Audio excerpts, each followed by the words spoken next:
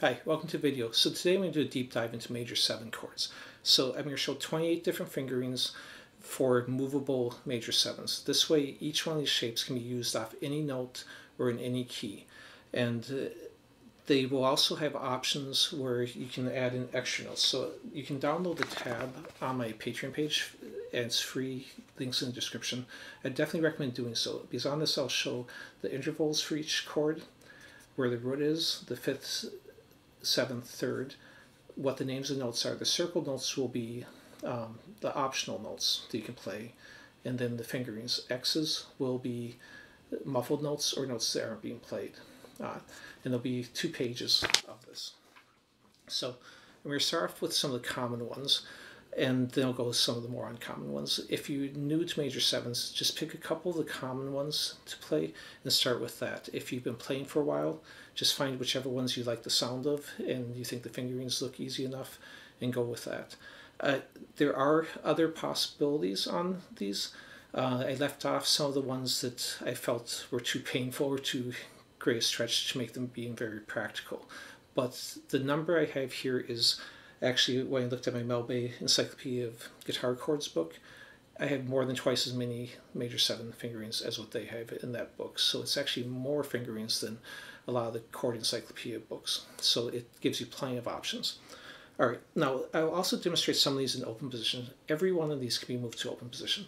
Basically, all you'd have to do to move this to open position is take off the first line of notes, so whatever that is, and that will be your open notes. And then just look at, for example, if I was going to move this one to open position, then the 2nd fret would actually be your 1st fret, because the 12th would be your open.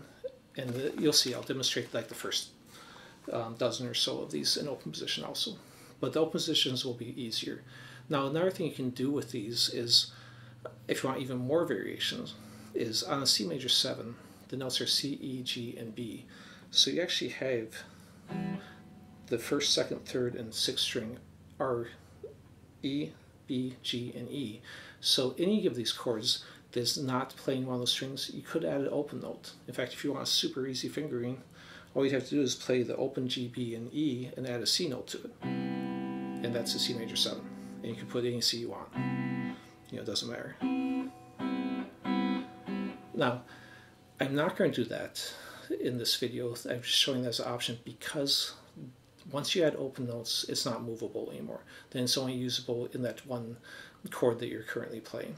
So I want these all to be movable so you can put them in any key off any note. Okay, so the first one I'm going to do is just this common C major 7 here. I'm going to have the bass shape be the 4 notes in the middle. The optional notes be the 1st string or the 6th string, which are G notes on. Now, if you put something other than the root as the lowest note, then that makes it an inversion, or you can consider the slash chord if you don't want to think about inversions. So if I put the G in the bass, it could be a C major 7 / G, or basically the notes are C, E, G, B. As you go in order, if E is the lowest one, that's the 1st inversion, G is the lowest one, 2nd inversion, and B would be a 3rd inversion. Okay, so now it makes a difference even when you're only changing one note, especially if the note is the lowest or highest note, because that affects the sound more than if you rearrange the middle notes, because that's what it kind of stands out a little bit more. Now this would just be, if you move back to open position, an A major 7 on. And again, when you move it back, if you're not sure what the name is, just look for where the R is, and wherever that R in the notation or root is, in a new position, that will be the name of it. So in this case, the 5th string is the name, and that's A, so it's A major 7. Okay, let's go and jump into the next one. So the next one is a 6th string root position one. I'm just muffling that 5th string if you want to strum across. So any of these, if you look at the paper, the X is a note you either don't play or is muffled, and there's little notations at the bottom to help you remember that. And so if I'm picking it with my fingers, I can just not play that string. But if I want to strum it, I need to let a finger muffle. Now when I move it back here, again, that first line of notes will be open. So this will be 1st fret. So I can move that all the way back to 1st fret and then pluck those. Now I could, at this point, there's no reason to use these 2 fingers. I could use wire fingers. Feel comfortable. Again, if I'm plucking it, I can just avoid the 5th string. If I need to muffle the 5th string, I can either use my second finger to touch it, or with my first finger to touch it. Okay, so the next fingering would be this finger. Again, root position. Now the additional notes I could add would be bar and across, which would add my E note or B note in the bass. So I could either bar, just cover the 1, or I could cover the 2. Either one, or just have those 4. Now move back here. This is just your basic F major 7. Okay, next one, another common open position one. Moved up the neck. This move back is just a D major 7, hitting 4 strings. My root being on right there, so in our root position, but I could bar across, get that G to get a little different sound. So there are more options. The next one is your basic C position. So the C major 7 in open. Now you could play it all the way up here. This is how I wrote it, because I wanted to write them all in C major 7 so you could compare them easier. But I'm going to play it down here just because I think chords this high up tend to sound a little thin, but also years ago I tore a ligament in this wrist, so it's a little bit hard for me to play chords that high. I start to get sore after a while, so I'm going to just play an F. But 4 notes or 5 notes is fine on that. And then if I wanted to make this into a variation, I could add the G in the bass, which would change my fingering, so I wrote that as a separate chord box. Now, if I'm back in open position, I can just use these fingers. If I'm up here, I'm going to have to use different fingers. So I'm barring with the first finger. Again, right there I'm playing F, but it'd be up here when you look at the paper. Then the next one would be another variation on this basic shape. This time I'm adding the G note on the high string. And then again, play it up here, or I'm going to play it here for this one. Anything above the 12th fret, I'm just going to move down to the 5th fret and play in the F position instead. Now on these, if you're new to a chord, do that. Go through them one at a time. Make sure every note's ringing clean, because it's easy to actually muffle a note. If you're not used to hearing the chord that much, you probably won't notice if you're muffling one when you're strumming across or plucking them. So always check when you're playing a new chord one note at a time, make sure it's ringing cleanly. Okay, next one would be coming from this C major shape. Now we've done this one earlier, which comes from the same basic shape, putting the 7th or the B right here. Now I'm going to cover up that and put the C in its place. I'm going to reach forward to get my B note here instead. Now, much easier, before I get to the open position, you could also add in this G note if you wanted to. Now, much easier if I play this in open position, because again, this would be my open, so this would be 2nd fret. So it's just an A major. Now, if I want to move this up the neck in just this position, I could come back to that C position and play just these 4 notes. There's no reason, if I'm not going to hit this C, to keep this fingering. I can do a simpler finger. And maybe in a specific song, you like the sound of that better, having the G in the bass. Okay, so that's the next one. Then next one is up in the 8th fret, in our root position one. So this one, I'm going to put the 2nd and 3rd finger here, pinky here, and then bar across the 8. Now I could just play 4 notes, the 4 lowest ones, or I could add in either of these notes as an option. Put back in open position, this would be my open, so I can move this all the way back till it hits that. Then again, if I wanted to switch fingers, it'd be perfectly fine to switch fingers. And in this case, the 6th string was the root, so that'd be E major 7 back there. Okay. Okay, let me just see where I make sure I don't miss any. So this next one is this piece. It's actually the top piece of that one that we were just playing, but I'm just playing the top 4 strings. Now I could add in this G note too. On this position, it's a B as my lowest note. Again, if I move this back, it'd always be back here, or I could add in this B note here. And this, again, it changes keys anytime I move it back, unless it's the C is the root. In this case, when I'm doing this, the root is actually on the 1st string, so I moved it back here. This is an E major 7. Okay, and that's the thing, it's just look at the paper, wherever it says R, that's your root. That's going to be the name of your chord. Even if it's inversion, it's still that chord where the root is. Okay, so the next one I'm going to do, let me just make sure I'm not missing any, is, okay, root position at the 8th fret. I'm going to do like a power chord, then add this E note there. Oh, sorry, I mean, that's B flat. I would go up to C and be on the right chord. Then I'm going to bar across at the 12th fret. And muffling the 4th string in this case.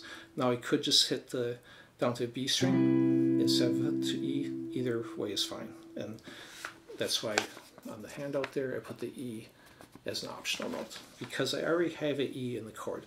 And anytime if you have, so, sorry, trying to lift up my guitar, and anytime you have more than one of the same note, then you can leave off one of them. You only need one of each note. So if you have 2 E notes or 2 G notes, you only need one. The second one is optional. Okay, this next one, I'm going back to this bass shape, but this time I'm adding the B and E in the bass, so it ends up being here. And this would be, again, if I'm moving to open, open, first, second, so I just move that back to second and go through and strum that. Now, the ones with B in the bass, which is the major 7th, you're going to hear sound a little bit more discordant. So even though it's the same 4 notes, what you put in the bass will affect the sound on it. So that's why, you know, it's good to have different options and to think about which fingering you're doing and not just take whatever's closest. Okay, the next one, I'm at 9th fret. So I'm basically going to bar across these two, add the bass note of the G, and then I'm going to reach forward from my C note on the 2nd string. Now, a variation I could do on this one is instead of going G, B, I go G, C, and then I still need that E note, but now I can take this back and get the B in the higher area instead of on the lower. So that's the option. I'm not going to show the rest of these in open position. You get the idea of moving them back, and that'll save us some time. So then the next one, I'm going to be at 2nd fret, and basically have the E note there, G, C, and B. So it's this position. Now again, if I'm in the key here where I'm playing a C major 7, I could easily add these open notes if I wanted to. But if you want a movable shape, then you need to keep 2 notes without open notes. So I'm leaving off the open notes so that it stays as a movable shape. But you can always add in those if you're actually playing a C major 7, not moving to another place. But if I add those in here, and then move it up, and I don't remember that I added an open notes, it's not going to be a C major. It's not going to be a major 7 chord anymore. It's going to sound different wherever I move it, and in most places not very good. So that's why you'll be careful if you're adding open notes that you make sure you take them off when you start moving it. Okay, next one is going to be a G. I'm barring across the B and E, so kind of like we did before, just switching from the C to playing the B, and then I need to get the C up top then, so it's going to reach forward for this. Next one, I'm going to go up to 12th fret and have the B in the bass, and basically I'm going to do like a D shape or the top part of this C major shape. So basically it's just, if I was playing an open position, I would muffle the 4th string, I mean, and we do that. Now as an option, I could instead fret that note, and that would be fine. And if I did that, I could potentially leave off the E up here because I'm adding E here and do those 4 middle strings, or I could do the 3 high ones and that. Now again, moved up the neck to, again for the higher ones I'm going to go and play it on the F instead. So it'd be here, or let's see, where is it here? So again, the 4 notes, or the 1 and 3, the bass note and the 3 high notes. Okay, next one, I'm going to go to E at the 12th fret, C on the 4th string, and then G and B. Again, remember, all these can be moved to any fret as long as I keep the shape the same, so I can move them around the neck. So that's the first page. I'll show that in a minute, a little bit more depth. I'm going to go ahead and run through the last 8 shapes. So now we're at 7th fret. I'm going to do the 1st fret. I'm basically coming from this basic shape. I'm doing the B instead of the C, putting the C up here and the G here, and muffling the 3rd string. Now again, I could leave C major 7 open on the 3rd string, that'd be fine, but then it's not movable. But that would be an option if you wanted to. Now on the next one, I'm going to move up to 7th fret here, and then add the C here and G. So it's the same basic shape. I'm muffling, in this case, the 4th string. Again, B is the bass note in this case, and one more with the B as bass. I'm going to bar with the pinky across 3 strings. So again, coming from this one, by adding the 7th here, I got the C here now, so I'm switching which one is where. And that would be an easy one to just move back 2 frets, then you switch fingers and play an open position. And in this case, the root's here, so if I move it back 2, it would be a B flat major 7. Okay.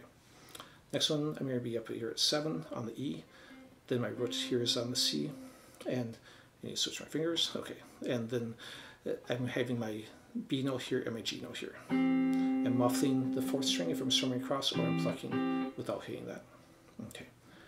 And the next one is basically the same shape, C, E, B, G.